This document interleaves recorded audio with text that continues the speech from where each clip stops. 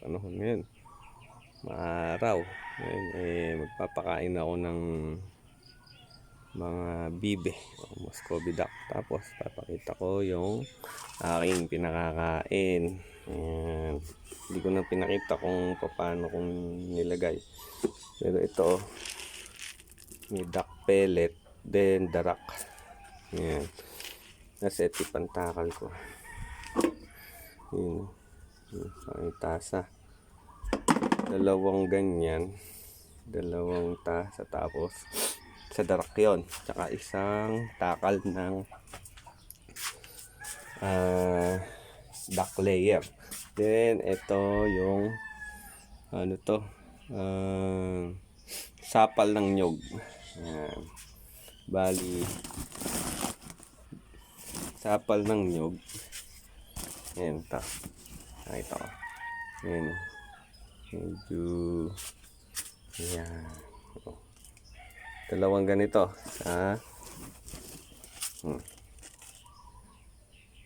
Dalawa. Tapos, ang paglalagay ng tubig, medyo marami tubig nito eh.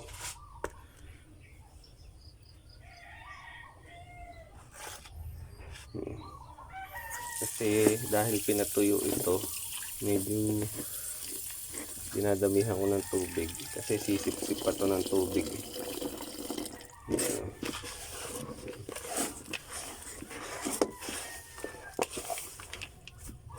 Kulang pa. Tinatansya ko hanggang sa mabasa lahat. Tapos ito, ganito na texture niyan. Yan o. Mas papakita ko sa inyo. May good news. Ang ating mga Muscovy duck ay nangitlog na. Dalawa na itlog. Ewan ko ngayon. Kasi nangitlog to ng isang araw pa. Hindi ko lang na i-video. Papakita ko sa inyo itlog.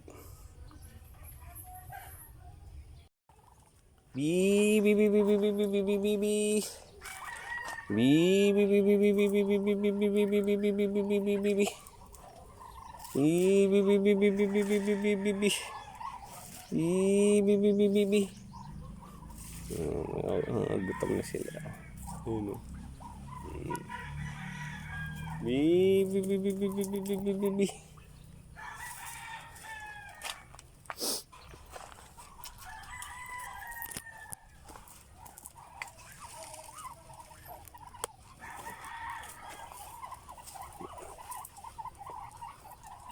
Doon kayo, doon, okay.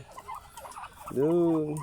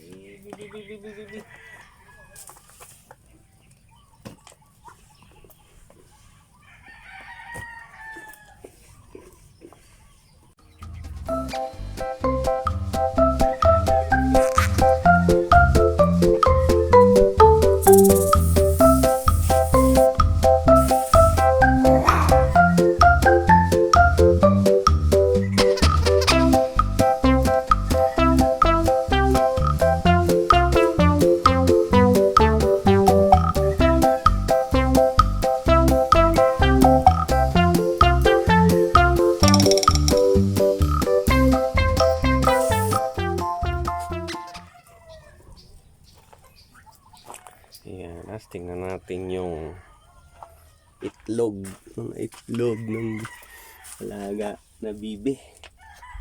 Ayan, no, tingnan natin kung itlog. Ayun, no, tatlo na, oh. Ayan, no, tatlo na. O, diba?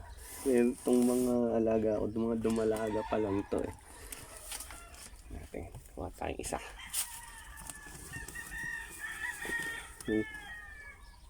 Oh, ha? Yan, sana mamisa. Pero, tatlong araw na silang umiitlog. Yan. Tatlong araw na umiitlog. Pero yung iba, wala pa. Wala pa to. dito pa lang sa gitna talaga ng itlog. Yan, nilalagyan ko na itong takip para siyempre ang mga Muscovy duck ang gusto nila, feeling nila yung yung di sila nakikita or may privacy. Yan sila kasi ano, itong brown na to nakikita kasing binibidyo. Yan, pero malakas din tong kakain. Yan di ba gustong gusto nila yung binigay kong pagkain. Yan, yun lang, in-update ko lang naman kayo sa itlog tsaka kung ano kinakain nila. Bye bye.